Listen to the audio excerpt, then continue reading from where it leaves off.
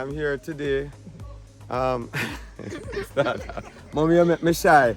Put that in it too, you know. Put the one I brush over here. Yeah, I already say make you shy. All right, so good evening. I'm here today at Mr. Sears farm. We come to again, but we come to do some different business because he's doing some expansion, and you know, I just come to check him and see what's going on his farm. So you know, as usual, we are here highlighting Small Ruminants Association business, and let's take a look. So the last time we were here, Mr. Farmer who always look after the farm. See, we have some soldiers here. These are some of the soldiers guarding the farm. They came and attacked us when we came here today. Now they seem they want to play. So this is Arthur. He's the one who look after the farm for Mr. Sears. Okay, so in the evening, you graze your animals. Semi-grazing. Semi-grazing. Yeah, half of the herd stay in and then half stay on field lot or whatever. Or intensive. So what we do mainly, the one that are pregnant, right, take them out of the herd. Okay, and you leave the pregnant ones in the pen. In the pen. You get fish of them. Right. And the dry herd, as we would have called it in the dairy. Yeah, man. Yeah, so what you do? You follow them in the field? Yeah, man, I have to go with them. Man. And you stay with them in the field? Yeah. Okay. All right, let's take a look at them going by.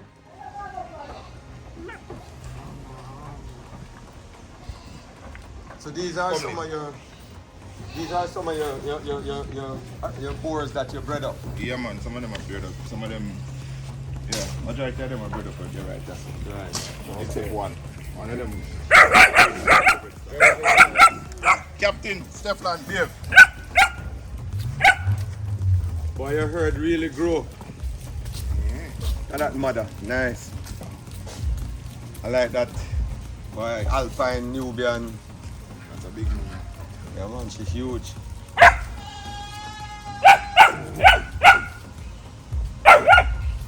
And like when we have so much rainfall, we have a lot of forage. Yeah man, only for forage in the field now. Yeah man, only for forage. Only for forage about it. So you don't make no sense you waste it, you understand? Yeah man, you know, so if you graze, cost of production gone down. Right. So you need because them cutting it and them eating it and them doing everything, and you have it free all around. Yeah, so and that's why we try to encourage the farmers that we need to use this free food and you know not buying and look at that female. Wicked goat to call it. Wow, nice. Purebred man. Yeah man, very very nice. So I'm born here on your farm. Yeah, man. It's a female. Female. Nice female. See, natural muscling. Yeah man, very very nice. Yeah, so as we were saying a while ago, when you graze and you go out in the field and you eat this forage, you know, you're just using up what is there. Using what is there. And that's one thing, Jamaica has so much forages. Farmers, people who go into goat and sheep rearing and so forth, have a lot of free feeding to use. You don't have to spend money or spend a lot of money to feed these animals, and you can produce meat. So let's go inside his pen now. We're going to look at his new expansion of his pen and take a look at some of the animals inside here. So most of these in here are pregnant animals. Yeah man, most of them, you know the buck them no move. Right, you keep the buck them always in the pen. Yeah. What you did, you expanded back on the mountainside, right? Yeah man, yeah, upon the What hillside. is the size of this pen? What? 25 by 25? 25 by 25. Yeah. And you can see the use of the pallets. Yeah man, definitely. They use a lot of pallets to do the partitions and you know the outside of the pen. Anything with a cut cost. Anything to cut costs, yes. Yeah. We in Jamaica, we always know how to cut costs and make things, you know, cheaper to do what we're doing. Come girl, come. One at a time. Wholesale, sir. Ready? Stay. Cheers, man, hold your hand. Okay. So, That's the new section here. this is the new section of his goat pen. Yeah, I call this the AI ward. AI ward. Yeah, the first thing we do now is at the AI. So this is a purebred board. One of my purebred boards. This one was graded up. Right. Yeah, to the generation. I did AI with her. She's pregnant for joyride from Sam Golden. So you can look up here so you can see she's pregnant for joyride. So one of the things you notice that Sears is pointing out to you is his record keeping. Very important for your farm. Record keeping, which also forms a part of even when we're going into the registry, which we have on board to come shortly. We have to have records to know what animals, because especially when you have animals, Sears look like you probably have about 100 animals now. Yeah, roughly that. Right. It's hard to keep track of it without proper record No, keeping. As you look inside the pen, you can see the partitions. Everywhere you go in, you see partitions and you see pallets and you see all of this going on inside here. He's able to separate his pen. And this is your breeding facility. Yeah. Most times up here, so me, like, when I'm planning to do this section, as I tell you, is I call it the AI ward because here so now I prep the goat them before AI.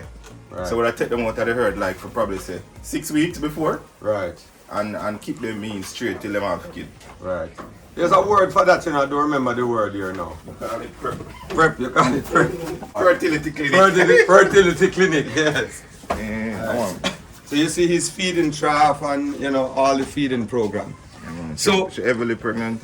One of the things here, you see, I wanted us to look at the animal. Let us look at. We can do that down, sir, man. We'll do that down, sir. Alright. Take out. We saw this plastic pallet one time and I was saying to myself, boy, I saw a farmer use this plastic and slotted floor. Very nice and useful. Yeah, I can use them. Yeah, but it's not so popular. Right, but if you can get these plastic pallets, farmer, this is very nice. You can use this as a slotted floor. It has the right holes for the removal of the manure. But you can look out there.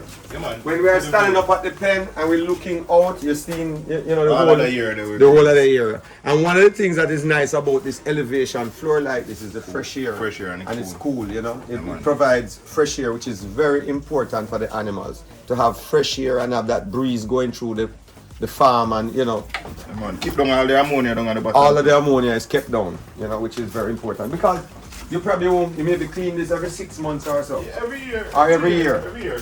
Once a year you can clean on that. Together on the seed. Right. And you clean on that. And then everything go over the fodder bank. Right. Okay. As fertilizer. We need to. We can take a look at the fodder bank. So how is the fodder bank doing? It's doing well, man. I think your fodder bank is inside. You were saying it's in a pond, like it's always wet.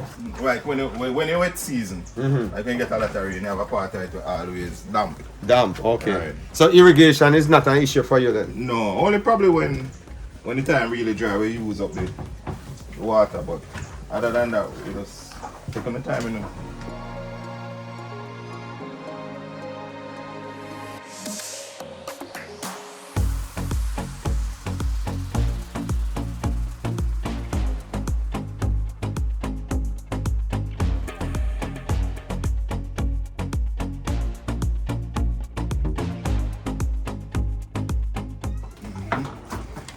So says people in Jamaica love pretty color animals and just love all these colors that you're looking at.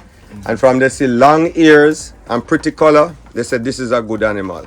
But let's look at this Nubian. This looks like a purebred Nubian. Yes, she is. And we're going to look at some of the characteristics. Immediately I can see the Roman. Let's show the viewers what the Roman is and what is that Roman that people talk about with the Nubian. It's basically just, what you call it there, a concave. It's almost like that bump in the front of the head. Right. They call it the Roman. Rainbow. Yeah. Her name is Rainbow. Yeah, man. Alright, she don't really have a pronounced one though. Right. Yeah, but she just have enough where you can know so she have it in her breed character. The ears. The ears. Supposed to pass the mouth. Right. Yeah, a couple centimeters. Alright, look at those teeth. Let's have a look at those teeth. This is one of the things you also look at. You look at the bite. Yeah, man, she have a good bite. Let's turn it around to the camera. If you look at the bite, explain to them, Sears, what you should be looking for. Well, just like if you're looking in anybody's mouth, the teeth supposed to be even. Right. And they're not supposed to overhang. Overhang. Or underbite. So you have overbite or overbite. Right. So the teeth must, when the animals is tearing that porridge. Yeah, it's supposed to be very It's supposed to just lock like that and be able to tear the animals. You shouldn't have the farm. It's basically the simple same thing like you're looking at a human who need braces. You Right. don't want them to need braces. That's correct. You just want everything even and line up. And I always look on that. Like for example, the first thing that I look for when I buy an animal. Right. The bite. Because I have a lot to do with even longevity. in the herd. Because when it's scattered, you can't feed properly. Right. So that's the main thing he just said a while ago. That's why the bite is so important, because longevity, because when you have a proper bite, that animal will be able to graze and feed for a long period of time. And these animals will live 12, 15 years, you know. I mean, especially if they are kept and very healthy. And you can see how full she is. Yeah, man, she's pregnant now, but what I love, come rainbow. Let's see what is it that you love about this animal. Right. Why would you buy an animal like this? Alright, what I love about rainbow, from ear so to ear so. What you call it again? The length between the front legs and the back legs, right? Very long. Right. So you know that she have capacity. So she can hold what Sears just said a while ago is having capacity.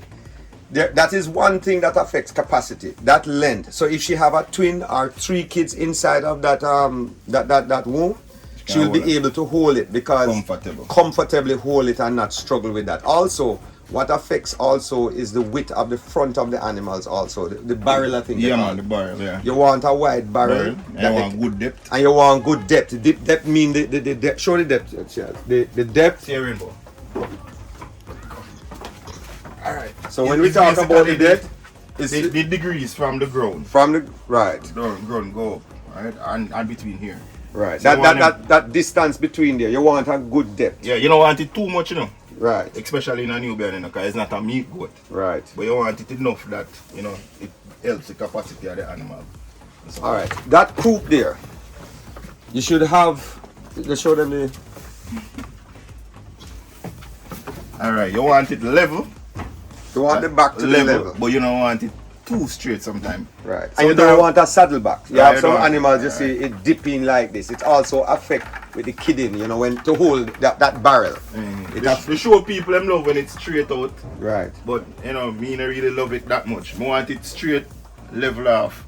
But I don't want it and have straight. That croup. I have that little croup there. You know what I mean? That's more natural. One of the things is that when you have a steep croup going down like that, when this back part here goes down, go down too far. Problem with birth. Problem with when kidding. It's too straight too. Yes. You know, it tends to create, to me, from my experience, yes, over time them back kind of dip too much. Right. Get saddle after a few birds.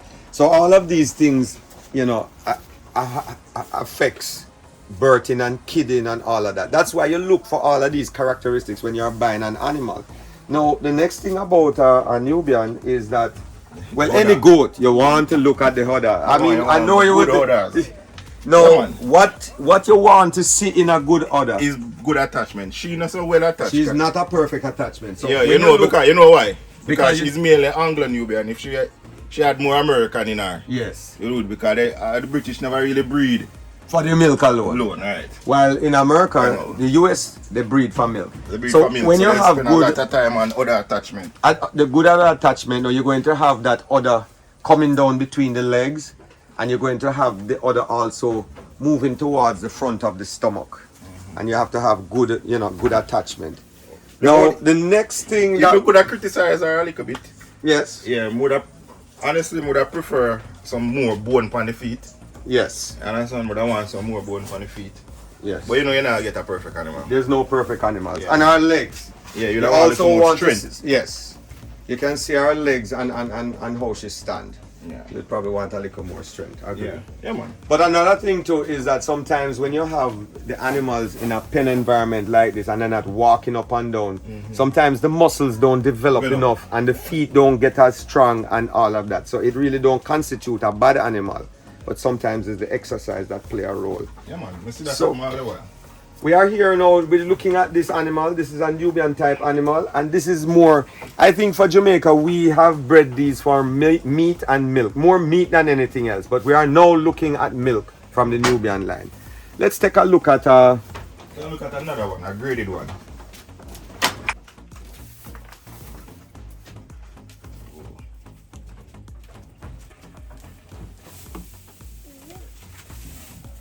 She's a 4th generation, you know. Boer. No, man, Nubian. And the original English stock. These are them bigger.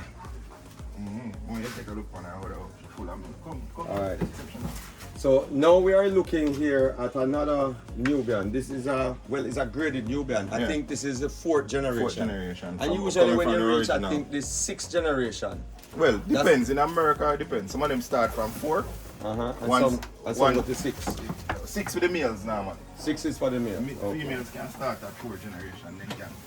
They call that purebred. Then can, after them appraise, then they can call them purebred. So let me just explain. Let's just have a little explanation of what purebred and the fullbred means.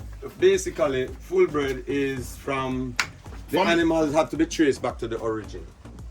Well, based on what my understanding, when the Americans came up with this concept of full blood, it dealt with animals that could be traced back from the country of origin. Origin, that's correct. Country of origin. Country of origin. Right. So that is how the full blood. And then the purebred now is basically when you breed your animals up to a certain generation, they become purebred. And as Sia said, 6th generation is purebred, and normally for males. For males, but the females they'll accept 4, 5, 6 after being appraised. After being appraised. Because they must show the breed characteristics. And the appraisal that we're talking about has to do with the registry. All this has to do with the registry. So when we get the registry here in Jamaica, and people, sign up and be a part of the registry, you can now sell your animals, being a part of a registry, and get a certificate and so forth. So let's look at this animal. She's so huge. Yeah, man, she huge. Look at her. Huge. I mean, she is big. Exceptional. No, she is from. She's from original. This is the original line of Nubians. But one of the things, if you look at her other attachment here, you want the other to come in under here. So her attachment is very nice coming here. Sometimes they'll come all the way to here. And if we can get her to turn around, I want. May I turn her for you, man? Okay. Come exceptional. Come. Alright. So Sirius is going to show his skills, his show skills. So if you look at the back of this animal and you look at her udder, this is a typical English Angler Nubian and the udder attachment. The original Angler Nubian never paid attention to so much when they were breeding these animals to other attachment like the Americans. But these animals were very big, had a very big carcass, and produced a lot of milk. They were very good milkers. The attachment did not come around here wide like that, but very, very good milkers. And meat. Yeah, man. Dual, very much so, and dual purpose animals. But the Americans, if you look at the attachment, you see it's not going across the leg. But they paid a lot of attention to being a dual purpose animal.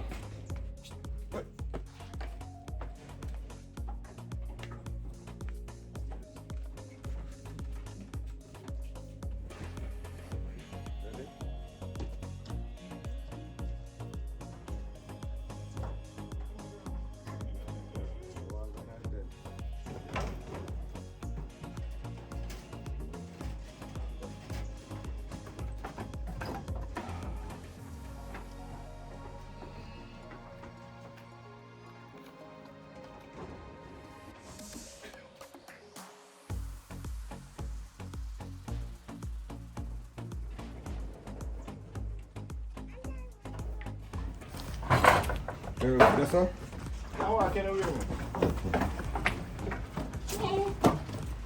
So this is part of your new facility also? No, man, this is for the book area. Start from here. You did something to this, man? No, man, I don't do nothing. More than I change some of the trap them. Yeah. Going back my camera.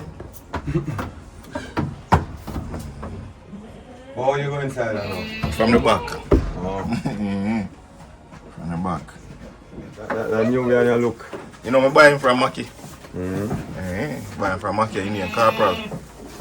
It's a, what you call the line? Star line. And he mix up with a little bit of indiscretion for the mother side. The AI, So you know you get good other attachment and so forth. So that's why I buy him. Have good good bone too. Yeah, have good bone and have good The balls that look good. Alright, when I hear me talk about the costumes, am I one with the board? Want him, you know? I want them bone structure with. Yeah, Nubian.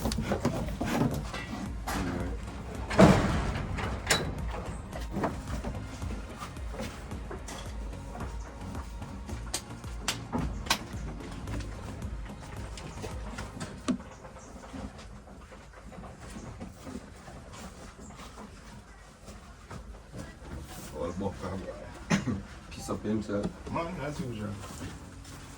See the whole body there.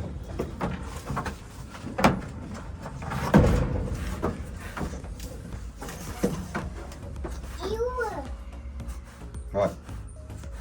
The front leg. Look on the front leg. Oh, and wet it up. What happened to his teeth though? If you look at this ram, he has gotten old and you can see the teeth. The overbite go out after a time, after years. When these animals reach 10, 12 years old and get old. And you'll see the teeth dropping out and you will have, you know, seen the face looking like this. That doesn't mean that the ram cannot still perform. So, you know, sometimes you save these genetics because they might be very, very good genetics. Yeah, man, good genetics, man. But you want to have a look. You want to also, you know, see what an old goat will look like. Yeah. And I will tell you, it's a whole long time genetics. I know how we see. All is gold. Old is gold. Oh, yeah, definitely. Come. Alright. Take out one. I'm nasty. Alright, you're gonna come down here.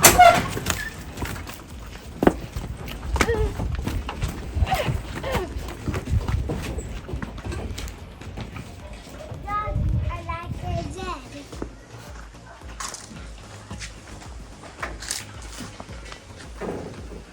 I want.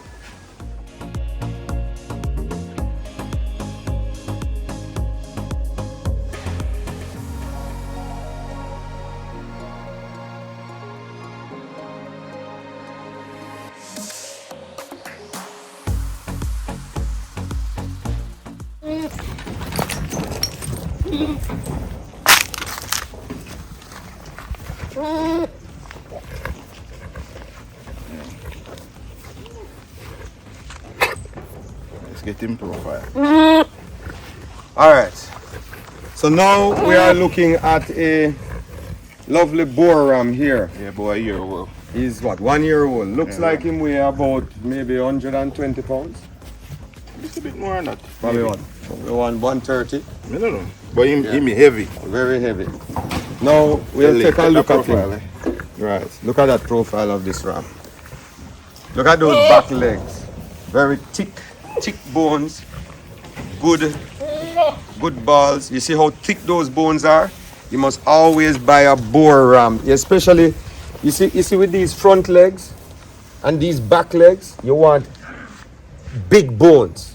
Because the Boer ram is a very heavy animal and he needs strong legs to be able to carry this mass of meat. So see, give us an overview of. Well, you know. Make I get a hole, you know. Yeah, give me a hole. Make a hole. Because, you know. I will take you away there. Nah, take me away again. Yeah, take him front him chest. Yes, let's look at the chest. Alright, Sales will give us a demonstration.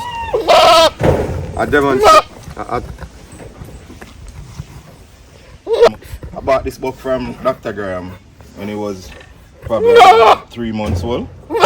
You know, at first, it wasn't so impressive.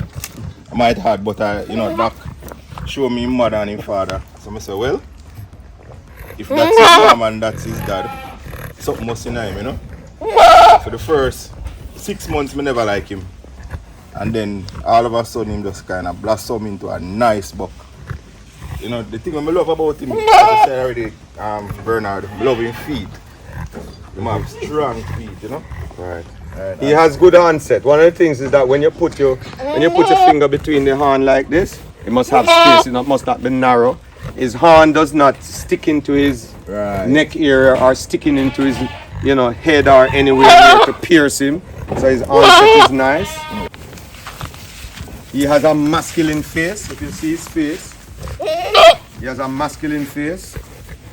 You know, I really like the bones. I really like his, you know, the bones. Is very thick bones.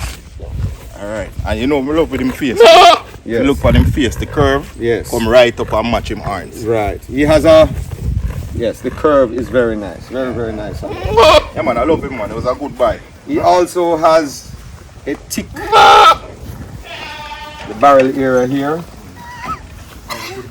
Have good depth. You know. It could be a little wider in the chest. And it could have been longer. And it could have been longer, you know. Yeah, but you don't have a perfect animal. Sometimes these boars you find them with a very wide chest. You know. But this will add a lot of good genetics to your herd. Some quality man. Very, very much so. Now, I'm just here showing you because a lot of people like to ask about Boer. This is a typical Boer. Now, one of the things is that people asking me about the red Boer, and we could talk about that. These colors, having the brown head and the white body, they call it the traditional Boer. Now, the American Boer, now they have the colored Boers, they have the dapple, the brown dapple, the painted, they are black dapple. They have all these variations, and the red Boer. The red Boer basically is the same Kalahari. Yeah. It's Kalahari basically. Because the Kalahari red and the Boer and the black and all of these different variations and colors came from the same pool of genetics back there in South Africa. And you know, a lot of people ask me about Kalahari red all the time, and they don't realize it comes from the same traditional. What happened in South Africa, they picked this as being the color, their standard for a Boer. He's showing his, you know, his masculinity there. I'm proud of him man. Proud of him. So I think he might give me some nice compact another thing females. with the Boer is this pigmentation of the skin. Their skin is also usually dark in color or black. You don't want a white pink color. The Boer goat is actually a black skin or a dark skin animal. Very nice. All right.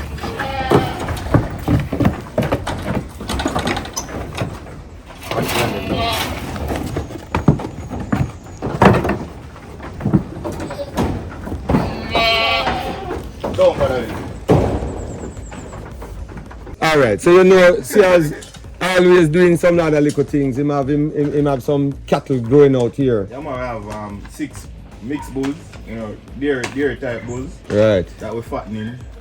Hoping to get them ready for the market probably about June. Right. When them have around 18 months. So far them doing well. Mainly thing that we feed them on is the refuse from the goats. Right. Them eat it up. Right. And then we cut grass for them and we give them molasses and make sure them get their shots, vaccine and everything. Huh? Right. Because these animals, you know, because he has a fodder bank, and he also has a fodder bank that is in an area that has water there and it's always wet. So he has about an acre of, what's it called? Bumbasa. 1 acre of Bumbasa. So he always, no matter how he cuts it, he still have more. Yeah, man, definitely. He can't finish using it. Anyway, see, it was nice. And look at there, he also have his chicken over there. Look like you have game chicken. Yeah, man, we have game for one. All right. So, thanks for inviting me to your farm. It was a good, as always. Respect, Trevor. Yeah, man, respect. All right. Thanks to my viewers. Please continue to subscribe. And as usual. And next time, tell me when they come. So No, we like to just catch them in a sudden, you know, so we know exactly what's going on the farm at all times. So thanks for watching. Please continue to subscribe. Cheers. All right, thanks everybody. Big up.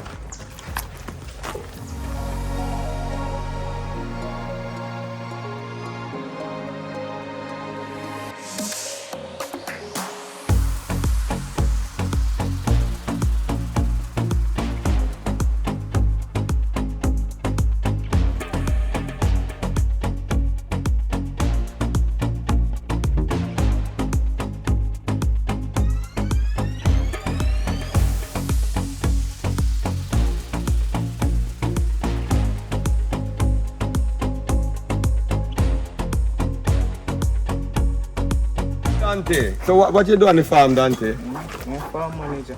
You're the farm manager? Yeah, me. Okay, sir. See, as you know, so I like to see the young youth them on the farm. I'm a farm manager, man. When I go to work, I'm in charge, you know? Yeah, man. How old are you now? 16. 16. So we have a 16-year-old farm manager. You know everything about this goat farming and thing. You learn a lot from Sears and everybody around you. Yeah, man. We want the young people to be exposed and get the understanding of this thing because later on down, food security and make money. You don't want to idle people around. Not true? College, I'm going to kill him. If you don't go college, of course you have to go to college. And guess what? When him go college, he's going to be better off because he have this in his background.